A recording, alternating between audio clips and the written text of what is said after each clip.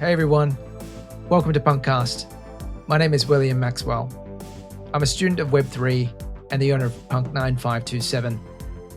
Cryptopunks are 10,000 uniquely generated characters stored permanently on the Ethereum blockchain. No punk is the same.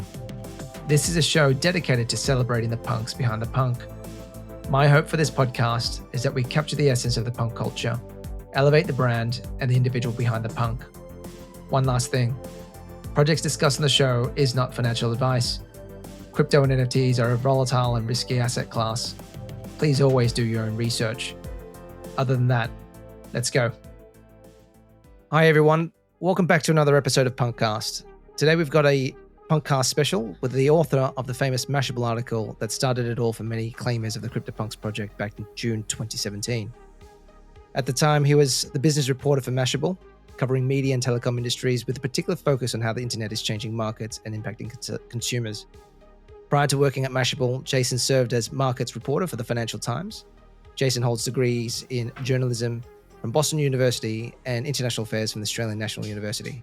Today, he's currently the senior editor for technology, science and climate for NBC News Digital.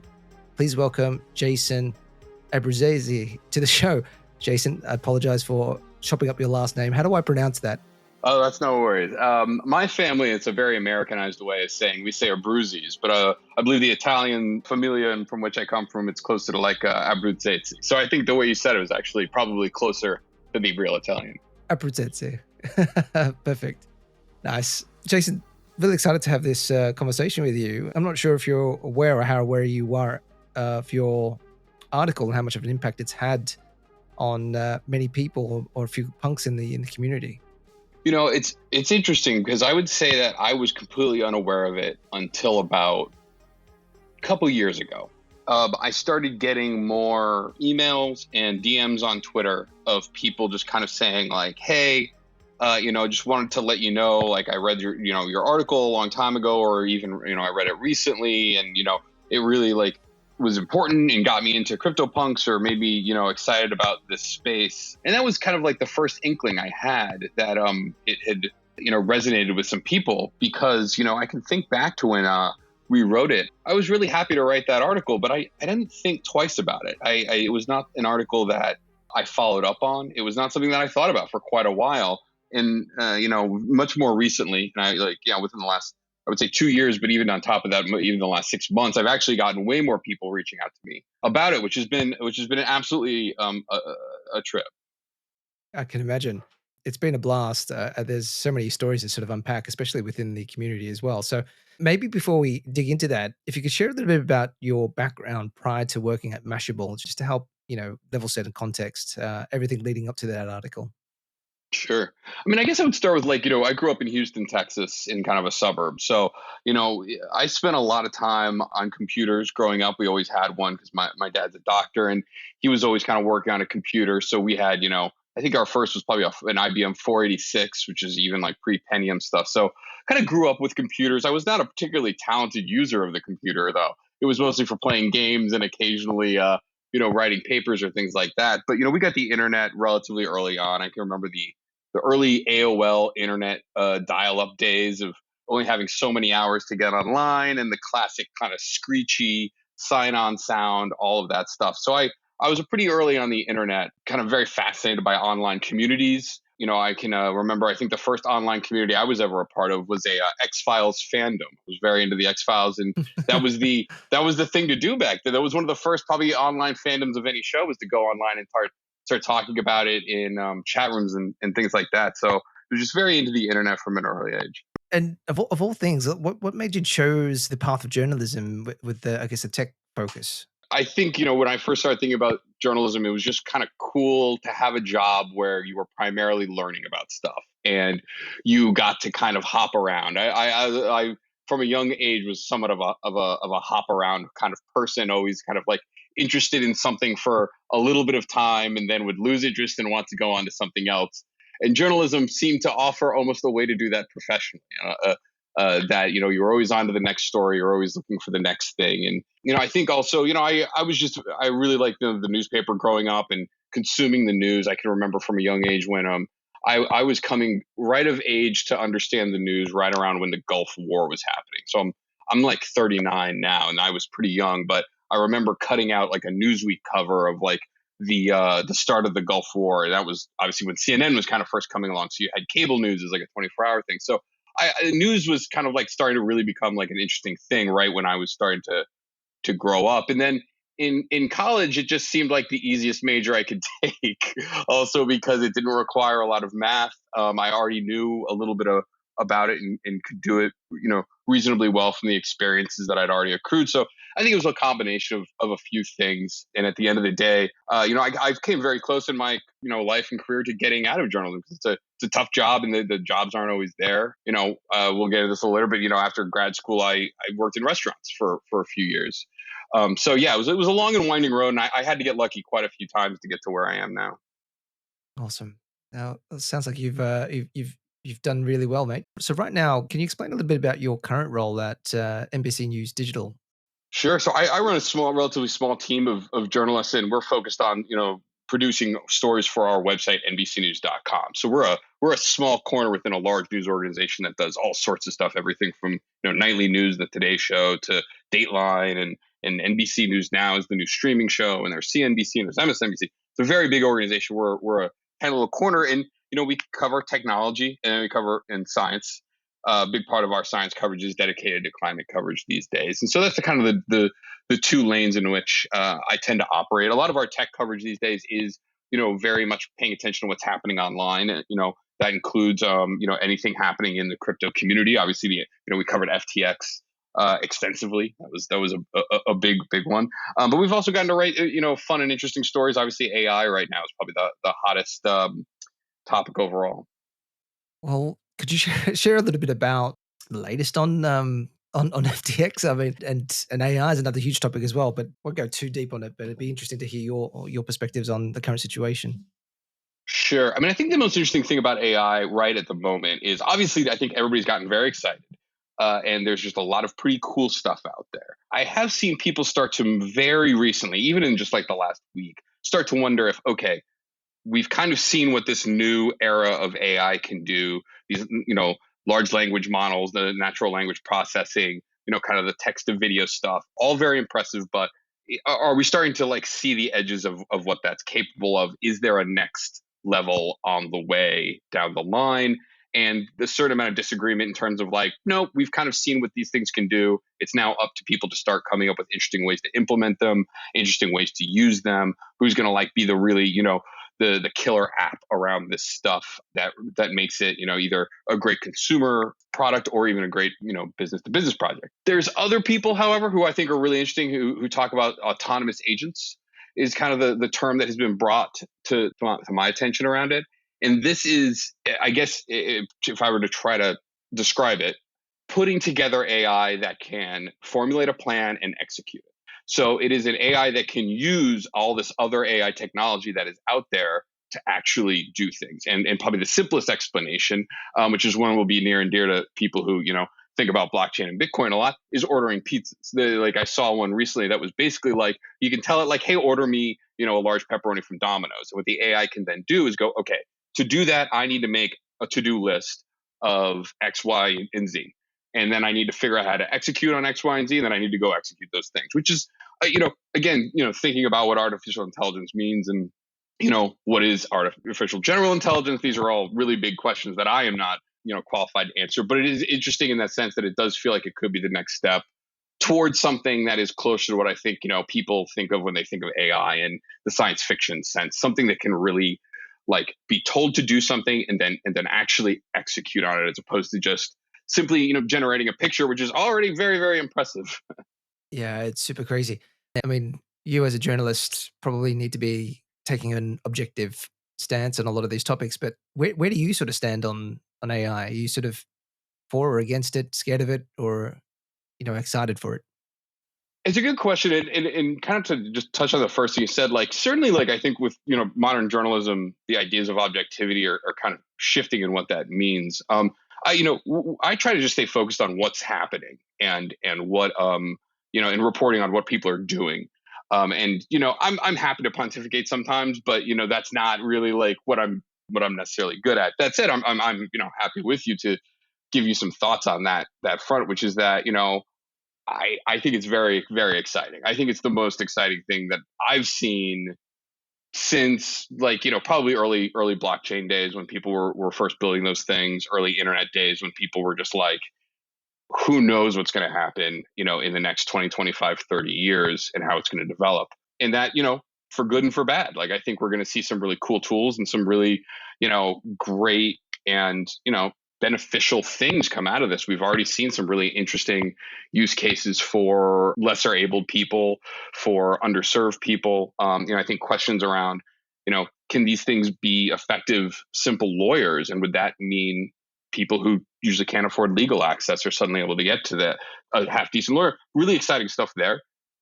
The questions about what are the downsides? How can bad actors use these things? Very important as well. I mean, I think we have to balance those kinds of questions and make sure that we are, asking those questions and paying attention to both those kinds of use cases, good and bad. That said, I very much believe the people out there and the smart people who are saying that, this is, the third inning and we're going to see some really interesting stuff the next 5-10 years that is going to be centered around this technology. It's crazy. I'm probably with you in that camp as well. I'm sort of cautiously excited about AI. Yeah. Cautiously excited is perfect way to put it, honestly. What about your stance on blockchain and crypto and the state of play at the moment? There's so many moving markets and so many conversations that have been had from Congress and the Securities Department. But I mean, what's your sort of take on crypto and your position on where we are?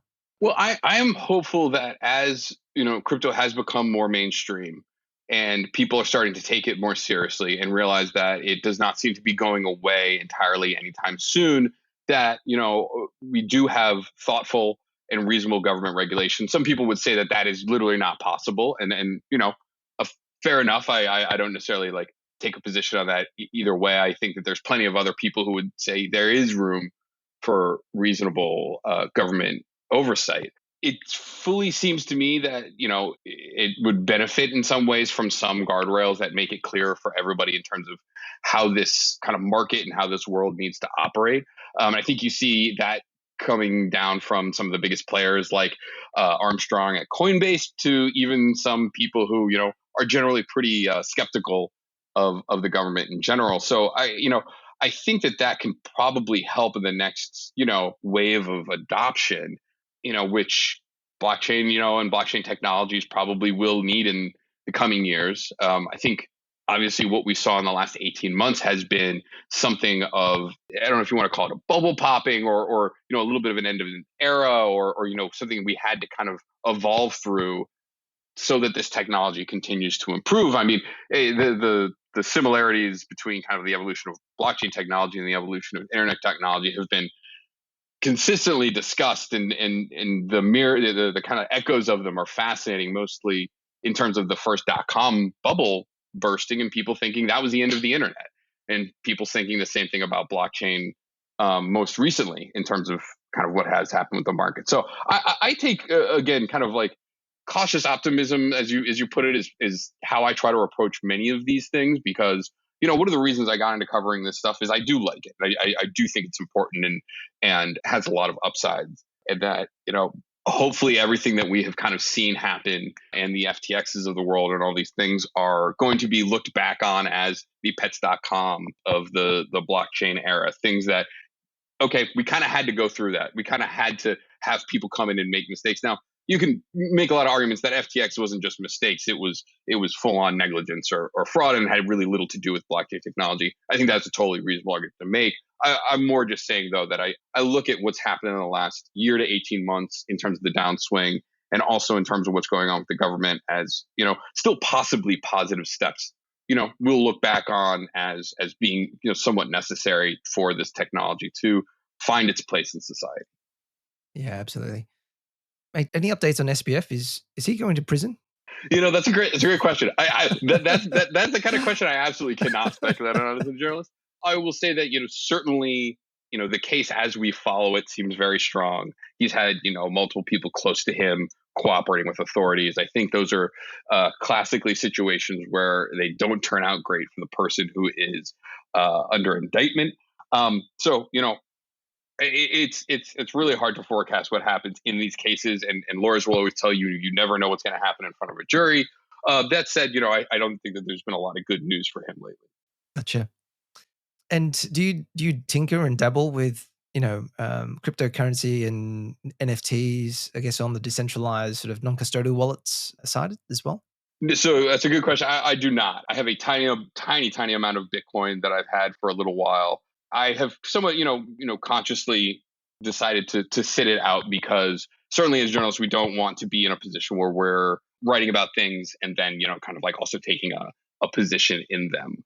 You know, with getting to CryptoPunks, a lot of the first questions or first comments I get when people ask me about it, talk to me about it is, well, I hope you grabbed a couple, or did you get any? And I always have to tell them, no, I didn't. And at the time it was, a purposeful decision. Not that I knew any of this was going anywhere. I mean, I never would have imagined what was going to happen with CryptoPunks, but I remember at the time I was like, oh, these would be cool. Should I grab a couple? And no, I don't want to be writing about these things and then getting them. That's, you get close to looking like you're, in cahoots a little bit. Yeah, gotcha. And so, how did you just discover crypto? So maybe let's go back to circa 2017 and before. Like, how did you discover crypto, and what was your entry into crypto and this concept of decentralized blockchains and the like? Because if you read the white papers and everything else, they're quite well for me, abstract in some ways, and then it's until you actually use it, then the penny sort of drops. And that was just for me. But I mean, how did you sort of make sense of all of this?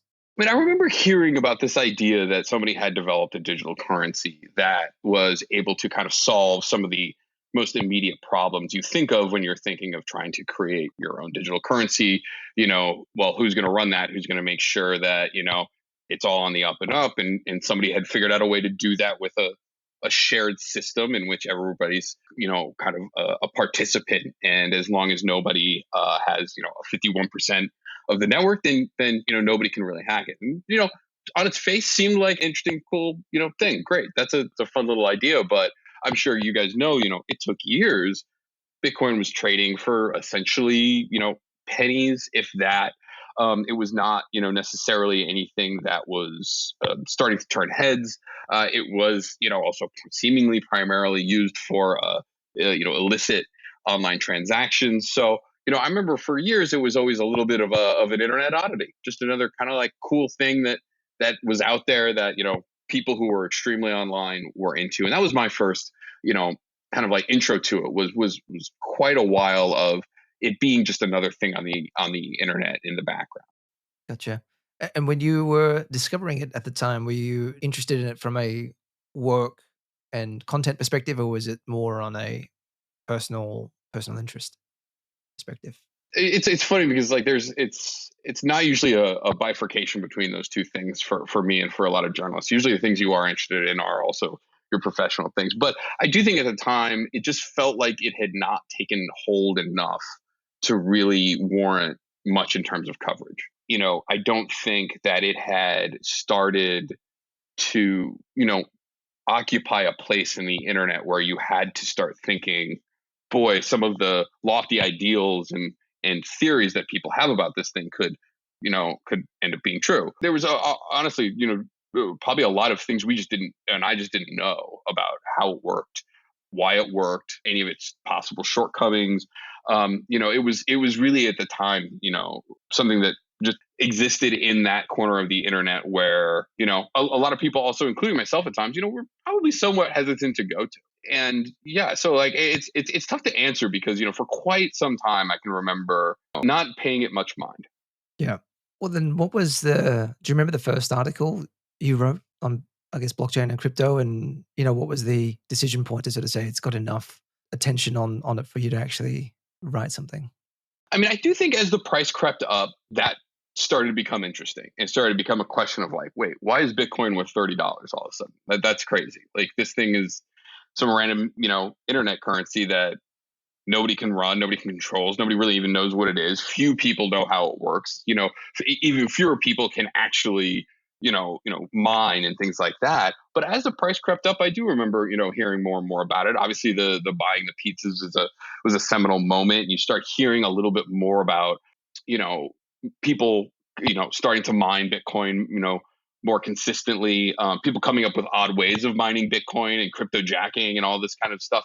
It started to gain some momentum in my mind, just as it became more valuable, and as that value increased, people became more interested, which got more people in, which increased the value. Like, it becomes something of a flywheel at some point, and that's when a person like me starts taking notice, because that momentum, I think, is what a journalists often look for. It becomes more palpable, and it starts asking like really, really important questions about where it's going.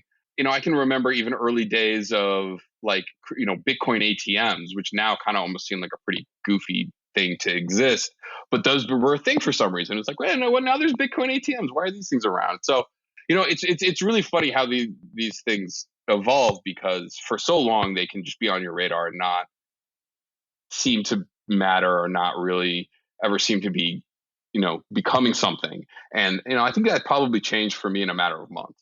And I mean, how did you find your way into Mashable? So I think you went to university. You said you were doing some odd jobs. I think you did a bit of a stint at the Financial Times before. But how did you find your way into Mashable? And maybe if you can explain to everybody what Mashable actually is. Sure. Yeah. So I was at the Financial Times for a few years, and I got really lucky to get in the door as like a low level, basically a copy editor. And from there, just kind of like kept bothering people to let me write and let me do stuff. And I annoyed enough people that they let me start doing things. And then, kind of 3-4 years in, kind of felt like I'd hit a little bit of a ceiling there. There's so many talented people at that place that, you kind of like start thinking, where are the other opportunities? And this was right when kind of social news was taking off. So Mashable was a tech website that had been started by a guy named Pete Cashmore, basically out of his basement in Scotland, and had kind of grown it into a pretty solid little kind of like tech news blog that was, a little loose, a little fun, covered internet culture, covered, hardware, was very known for its kind of like iPhone reviews and things like that. And right around that time also, BuzzFeed was starting to come up. Vice was starting to get big. This was like the big digital media boom. And I had seen that Mashable had raised some money, and they'd hired a New York Times editor to kind of like relaunch its news focus. And they were hiring, and I was like, that's very interesting. That sounds like a cool time to get in on this. Maybe it's a good opportunity. So I'd applied and got the job at Mashable as primarily kind of like at first covering a lot of media, digital media, but over time just kind of like became a little bit of a, whatever I felt like writing about kind of reporter. Nice. And Mashable at the time, like, do you have any idea in terms of, amount of reach, readership, at the high level sort of type of demographic that you had? This is sort of, I guess, around June 2017. Yeah, that's a great question. I mean, it was right when like Facebook was really starting to ramp up the traffic. I mean, we would get just like so much traffic from Facebook. Google, still a lot of traffic. Twitter was just starting out. Twitter was just coming up. So it was like a relatively young readership. I think probably when I joined, it was near 10-ish, 15-ish million visitors a month, and kind of went up from there. I think at our peak, it was probably close to 40. But, then the digital media boom started to change. Facebook traffic started to dip, blah, blah, blah. But, yeah, we started covering a lot of different stuff, including a lot of different kinds of technology and a lot of different kinds of news, including even like some international news, some politics news, all that stuff. Got it. All right. So maybe we can do a bit of a deep dive on your article dated 16th of June, 2017. The Ethereum-based project could change how we think about digital art was the title. So could you talk a little bit about how the ideation for the article came about? Sure. So, I mean, Ethereum had come out, and we were all very interested, because it seemed like there was a chance here that like a lot of the things that Bitcoin kind of like broached as an idea, Ethereum was taking into a new realm, with, primarily smart contracts and everything that goes into that. And the idea that, you could build on this thing, that this isn't just a currency that you send back and forth. This is a platform upon which people could do a lot of fun stuff, a lot of crazy stuff. And again, kind of like early days of the internet kind of stuff. Who knows where this is going to go next? And that's always an exciting thing to like be covering and be looking at. And so I remember being on the hunt. We were saying like, okay, there's a lot of, you could do this, or somebody could build that, but like, who's actually trying to do something on Ethereum? And a coworker actually knew these two guys and said like, look, these guys, they're just, basically just had like this mobile company. They're nothing crazy, but they're going to try to do this little project on Ethereum. and would you want to like talk to him about it? And I was like, yeah, oh yeah, that sounds great. Like let's check that out, because that's what I was looking for. I was looking for like some people who were just experimenting, like who is doing what and why on this thing, which led me to talking to the guys at Larva Labs, kind of calling them up. And I remember talking to them and just feeling like, yeah, this is great. I love this because it just feels like somebody who saw this thing and was like, let's experiment. Let's just try something and see what happens. So you reached out to Matt and John at Lava Labs. Was it just a phone call? Did you manage to meet them in person, or? Just a phone call. Again, at the time when I was writing this, it was a very straightforward thing. I think it was just like, let me talk to these guys and like write up an article. This was not like something that I was like incredibly excited about or like telling other people about. Like these guys, they figured it out. This is going to be the next big thing. It was, look at these goofy ass JPEGs that these guys are attaching to smart contracts. Like what a wacky thing. Great. Publish. I'm on to the next story.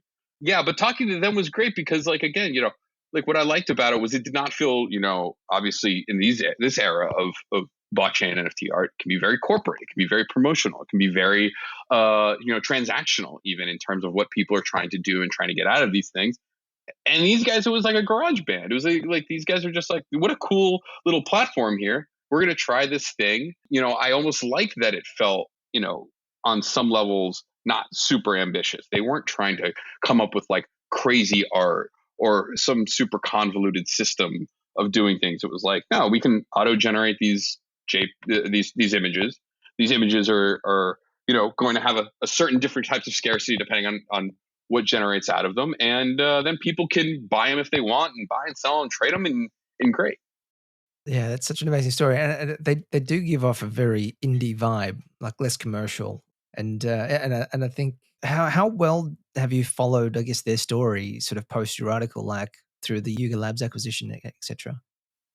I had kind of kept up with it and kept it kind of like on the radar just a little bit, just because it was always interesting in the fact that it became successful and then the acquisition. So it's something that certainly I've followed, but I haven't talked to those guys since the interview. I think I emailed them about some other story to ask to connect them with another reporter who maybe was writing about NFT art. I think that was like the closest I've come to ever talking to them again. But, like I said, a lot of this, fell away, and I didn't think about it for quite some time until more recently when NFT art took off. Gotcha. So maybe I can help you fill in some of the gaps.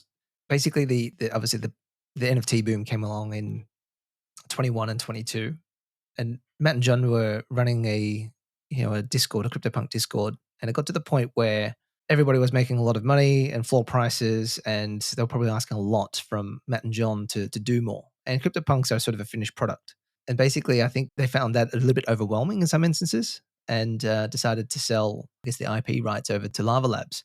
I'm cutting a lot of elements of the story out there, but I mean, there's so many twists and turns in the whole CryptoPunk story when you go back into the history around V1 punks and what they sort of did with that, and the other pieces of artworks that they've done with autoglyphs, and basically it was the start of a cultural NFT revolution in some ways, because it was the first profile picture play, which you could probably argue that any other profile picture NFT is a derivative of CryptoPunks, and also this concept of generative art, creating something from an algorithm has generated like a new stream of generative art. The most popular one's called art blocks, and they're sort of really popular as well. So it's created like this whole new genre and generation of collecting in NFTs, and I think, long story short, just going back to Matt and John, I think everybody just really loved the purity of the project. And when you were describing how you sort of met them, it wasn't there to make money and being commercialized. It felt like they were just enjoying what they were doing. They were tinkering, very independent, and just excited about what the technology and what they were sort of building at the time, which is kind of pure, right, and nice, which adds to I guess, the provenance of the story as well. Absolutely. I remember, I think that they felt surprised that I was like even talking to them. They were like, ooh, they didn't seem to anticipate that anyone would, care about the project. Like you've followed this more closely than me. It's interesting to hear how you kind of tell it in a certain sense of like, it almost seems like a slightly tragic story of like this success that becomes like so big, and also the community that has grown up around these things in some level takes it out of their hands a little bit, which is also just an interesting notion about like, when we think about decentralized technology, it's kind of the point, right? Is that like you can create something, but when the community kind of takes over, it sometimes becomes theirs as much or more than it is even of the people who created it. Absolutely. What were your impressions of Matt and John at the time? Like when you're having a brief conversation with them, could you get much of a gauge on what they were like as people? That's such a good question. It's probably the toughest one because it was long ago enough now that like my main memory is just thinking like couple of dudes like just taking a hack, just trying something out, just real simple, real like you said, real pure. The intentions just being people who are interested in technology and want to make something. It was as simple as that. I remember I think the conversation was even probably pretty short. I don't think this was an hour-long interview with them or anything like that because I didn't know enough about this technology or even about the product to know what questions to ask. It was that simple. It was that straightforward that, I remember, like I said, it was a pretty straightforward thing that, we did, and then we were on to the next thing. So yeah, it has been kind of a fascinating thing to watch people, start looking to them and seeing them as, these, important figures, which they absolutely are now, when at the time, yeah, they were just a couple guys with a mobile company. Yeah, that's super cool. I'm going to quote another piece from your article. You said, someday owning a CryptoPunk might signify just how early of an adopter you were in the world of Ethereum and its thriving digital art scene, or that could just be a bunch of images. I sort of feel like this quote was super insightful at the time, given that there wasn't much of an NFT scene at all. How did you sort of start forming a view on, in some ways, I sort of read between the lines, and it sort of feels like you were sort of hinting at sort of saying this is a form of social signaling of how early you were, and a form of social flex in some ways. Like, how were you thinking about CryptoPunks and NFTs and what that could be? Like, did you did you have a crystal ball at the time, or was it just something else?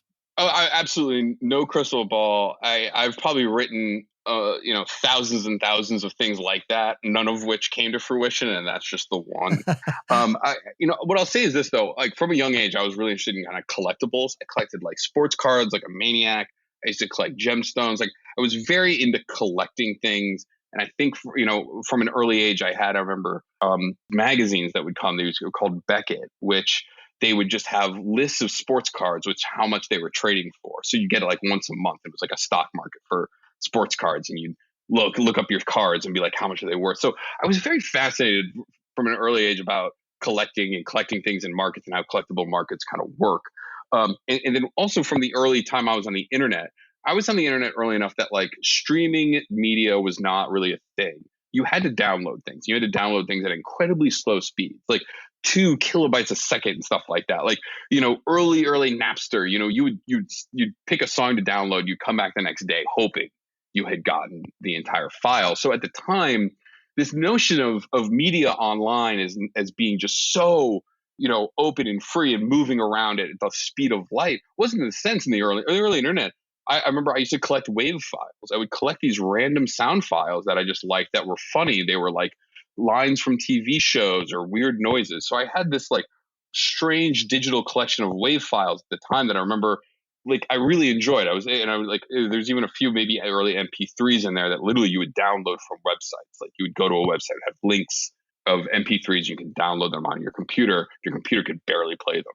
So like both my interest in collectibles and my interest in kind of like digital assets on some level kind of like always made me think, there's got to be something here. There's a kind of an interesting space in the digital world in which is there anything such as a digital asset that you own and you can be proud of and is really cool? Obviously, as the internet evolved, that was not the case because internet speeds got so good, compression got so good, all the technology got so good that images and sounds and videos just became very easy to access at all times. It's basically infinite. So when something came along, the idea was like, this is the thing that can actually signify, ownership of a digital asset. It was immediately interesting to me because of all that. I did not at all think that CryptoPunks would be the thing, if only because, again, looking at it, it was very GarageBand. It was very simplistic. It was not ambitious in trying to be anything major. But I did remember the core of the idea of what they were trying to build. very much lined up with something that just I thought was very interesting and felt like a possibility that as more life was moving online, which is also something that like at Mashable we really cared about, was like online culture before people really took that seriously.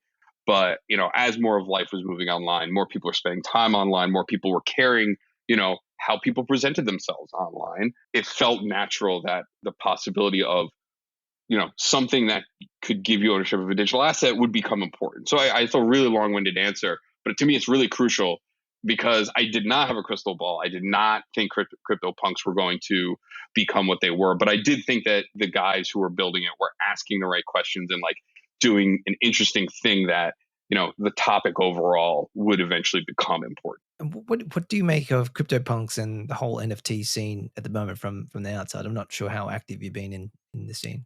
Well, I mean, it has been fascinating to watch in terms of it becoming a semi-mainstream, popular pop art, pop culture phenomenon. I think that almost anytime you have something blow up like this, you are going to have a lot of noise. You are going to have a lot of people who are getting into it to make a buck. You are going to have a lot of people getting into it, because other people are getting into it. And none of those reasons in my mind are necessarily like negative in and of themselves, but it does seem like, really accelerated so incredibly quickly in a year or two that it was unsustainable, and that we did see a little bit of a correction and people start, looking at NFT projects with more skepticism and start, realizing that because of the nature of how these things are democratized and you can basically just do whatever you want. There's little regulation that, you start seeing like these kind of celebrity driven ones that don't look super, legit. And then, suddenly there's SEC charges. So, I mean, it's definitely been, interesting to watch from a news perspective. I do feel for people who got caught up in it and, are now, either out some money or, just, personally frustrated by, the space. I am hoping that, like I was saying earlier, we have gone through a little bit of a difficult patch, and that the community and people care about NFT art and are, legitimately into it and, in it for the long haul, are going to, be happier now that the hype has died down. Some of the craziness is no longer happening. That said, does seem like, there's a little ways to go with that. You've got Donald Trump releasing NFTs. You still see these random projects, these random corporate, sponsored projects of just like, we're releasing NFTs of this stuff. And it's just like, all right, well, I don't know if that's really gonna move the needle for most people. But if you were really into the space, really think this is interesting and you really enjoy it, then I think you should be happy that things have changed and that, a lot of people who were just kind of enticed by the money, enticed by the excitement, have maybe moved on. Well, Jason, hopefully someday you can find your way to get back to a CryptoPunk, or even attend one of the Punks brunches, because we always host one every year in New York around NFT NYC. Might be good just for you to go down there and have a drink with some of the punks, and I think you'll get a real sense of what punks actually are and how this all kickstarted, and what real internet culture is really all about and how they connect. I mean, it's super fascinating when you start unlocking, I guess, what happens in the discords and the friendships that are made and all those other bits and pieces. And it kind of feels a little bit weird explaining it like this, but I think when you're in it, it just feels like there's something real and special there, right? And I think, a lot of this could be attributed back to punks and NFTs, and into some ways, your story that you wrote back in 2017. I'd be happy to, because that to me is the most interesting part of the whole scene, in the whole situation of how this has exploded. I mean, it's always exciting that people made a lot of money, or that these things are in museums, but like neither of those things are terribly unique in the art world. Like, we've seen art come and go that has made a lot of money. There are a lot of different types and pieces of art in museums all over the world, but it certainly seems somewhat unique to me that this kind of art has inspired this kind of community in the way that you describe it. And that's really fascinating to me personally, because there's a lot of people who love Andy Warhol's art, but I don't know if there's a lot of people like getting brunch together who really love Andy Warhol, or even a more modern, artist kind of thing. There's just not that kind of community that has been, that has grown up around it. So like that's to me is the most exciting thing, and the thing that will be interesting to see in the years to come what happens here. Because yeah, otherwise, like, you know, like I was saying earlier, like, and I don't mean to minimize things at all, but like they are tiny little, you know, 8-bit photos of weird things. Like that is the base level of what they are. And for them to have become like the kind of culture that you talk about, to me is really where like the most fascinating thing about this whole scene lies. It's not even in the technology and in those things, because again, we have seen a lot of that technology. We've seen a lot of these projects come and go. Absolutely. Well, I'll definitely get the guys to reach out to you next time we have some sort of event in New York City for sure. And mate, just sort of a final question before we close off. If you could pass on a message to the readers of the Mashable article back in 2017 and punks in general, what would you like to say to them? Oh man, that's a really interesting question. I mean, like, it would be hard not to say like, yeah, go get some punks, but be careful about like everything else. You know, but I would probably tell them like, look, this is like an exciting start of something, but that's what it is. It's the start of something, and you know, let us all kind of what you said earlier remain like cautiously excited about where this is all headed. Well said. Jason, this has been a really awesome opportunity to connect with you and document, I guess, this discussion. Not sure whether you like it or not, but I think you're part of punk history, right? Which is a wonderful, wonderful thing, I think. And hopefully you'll come and join us one day with with the Cryptopunk. I guess, are there any sort of final closing comments on your side? And, you know, what's the best way for people to find you? I'm on Twitter at Jason Abbruzzese, Abbruzzese. That's probably, you know, where I spend most of my time as a journalist these days, of course. And then, you know, the only other thing I'd say is, you know, I was talking to somebody else about this recently too, which is to say like, I was 100% in the right place at the right time. There was no crystal ball. This was somewhat of a sheer luck, and I feel very fortunate, and it's very fun to talk to people and hear about that article, because that really is the highest compliment you can get in my line of work. Oh, awesome. Amazing. Jason, thank you so much for joining us. And guys, that wraps up another episode of PunkCast for the week, and we'll be back next week with another punk. Bye for now.